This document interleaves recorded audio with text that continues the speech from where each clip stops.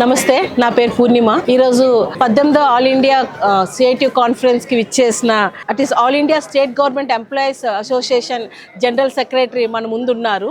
వివిధ రాష్ట్రాల్లో ఎంప్లాయీస్ని ఒక చాట చేర్చి ఆల్ ఇండియా సెక్రటరీగా ఆయన వర్క్ చేస్తున్నారు. దానికి సంబంధించి ఈ గెస్టెడ్ ఆఫీస్ వీటిల్లోని ఆయన ఎట్లా చేస్తున్నారు, అసలు వాళ్ళ ఇష్యూస్ ఏంటి అన్నది రిప్రజెంట్ చేయడానికి CITU కాన్ఫరెన్స్కి వచ్చారు. నమస్తే. No, sir. Just you are working as an All India State Government Employees Association NGO it is. So you are working in different states in different ways. So all our employees are together in this your organization.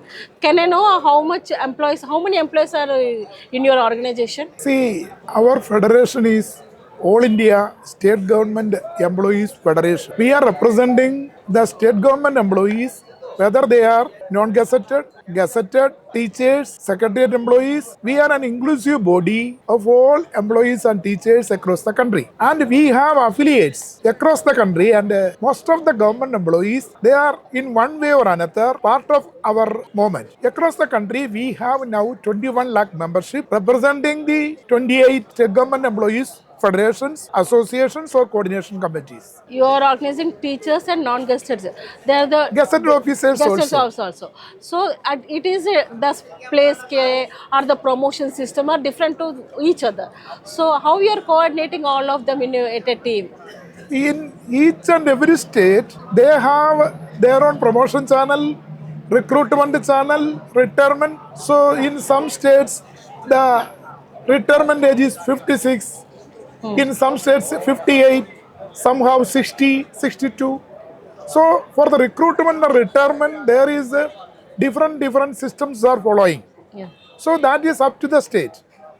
As a federation, we are keeping the integrity of each and every affiliate organization. So there is no problem. We are dealing primarily with the policy issue. Okay. On pension, on employment that is contractual or regular, there are the issues of downsizing of the government department, privatization of the public sector undertakings, so the pay revision, etc. that we are dealing. So there is no contradiction when we are leading this federation. Okay. Here there is a different from the state to state. The salary is different from state to state. So we'll compare to some states are being high, some state government employees will be low.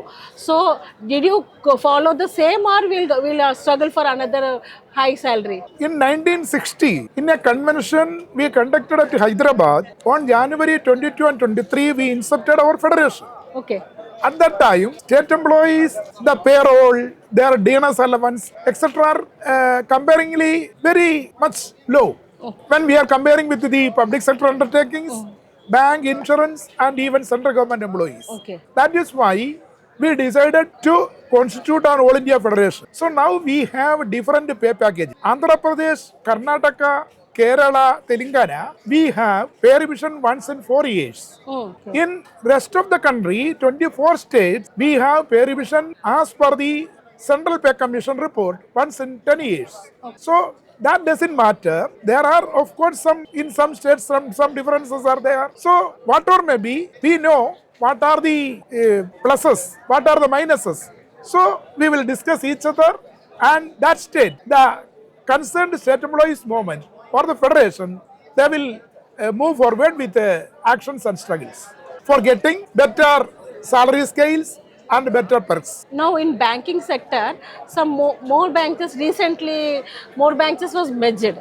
So as a bank employees, you are given a good slogan, but the banks also merged. Example for in Andhra Pradesh, the State Bank of Hyderabad is merged into State Bank of India, SBI. So in merging this, does the employees lose anything or another new employment will be lose? So that you taken any slogan on that time?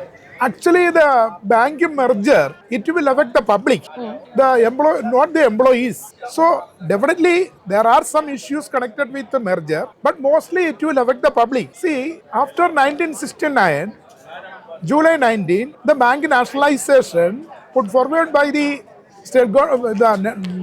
union government at that time. See, across the country, we are implementing so many programs.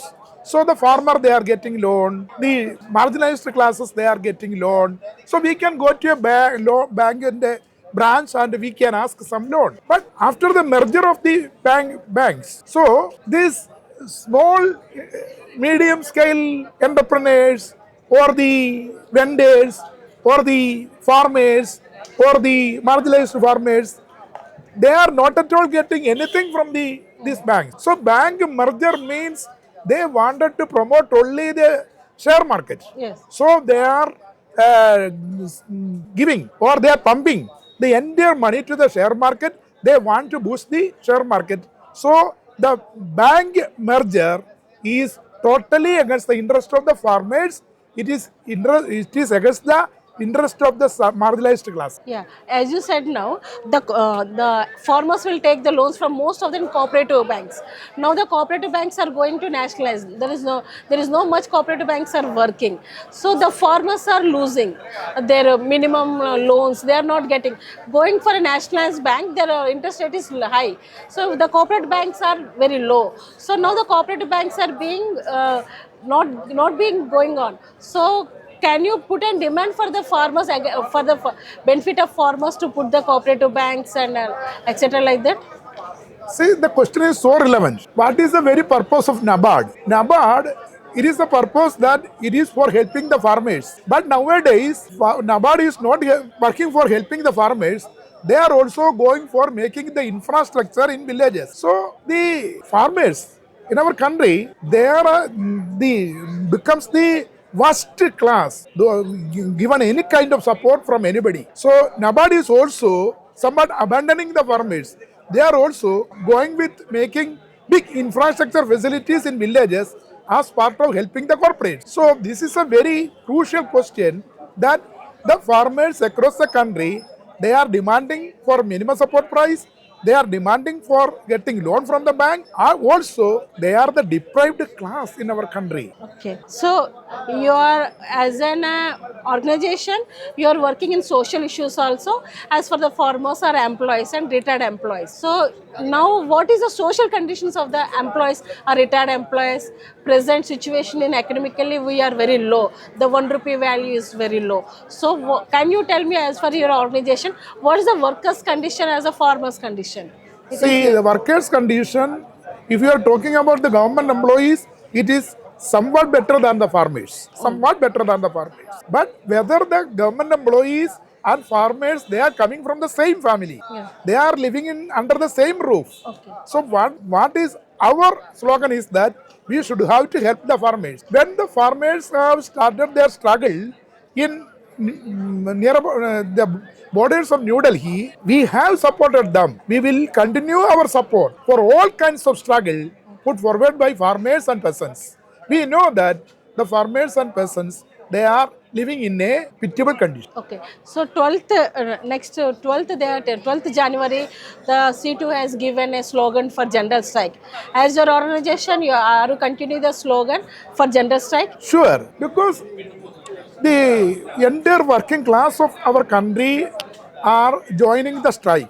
They are implementing the 4 labor codes. See, actually, some of the labor codes, they have enacted the bill in 2020. Okay. Because of the resistance and defense movement from the working class, they have not yet notified. Now then, they have notified. So what is going to happen is that they can get away all the hard-earned rights of the working class on one hand. Hereinafter, there will be that the private Raj or the corporate Raj, they can implement. On the other side, so in our country, the marginalized classes, they are getting some job reservations in government departments. So that is also going to be questioned. So all kinds of job reservations due to this labor code, that is also going to be killed. That is going to happen. So we, All India State Government Employees Federation, decided to join the national strike on 12th February 2026, called on by the National Trade Union Platform. Okay, so now as an organization, what you are giving a slogan to your organization from this planner, CITU The conference? unity of the working class is the base, or it is the important issue. Everywhere, the union government is implementing or pursuing the same neoliberal policies. So we are fighting a united struggle, united fight. We should have to develop, and continuous and consistent struggle is the only remedy to change the living conditions of the working class. That is a slogan that we are putting forward in the venue of the CITU conference. So, thank you from our social media team for your Thank you. great Thank you. strike.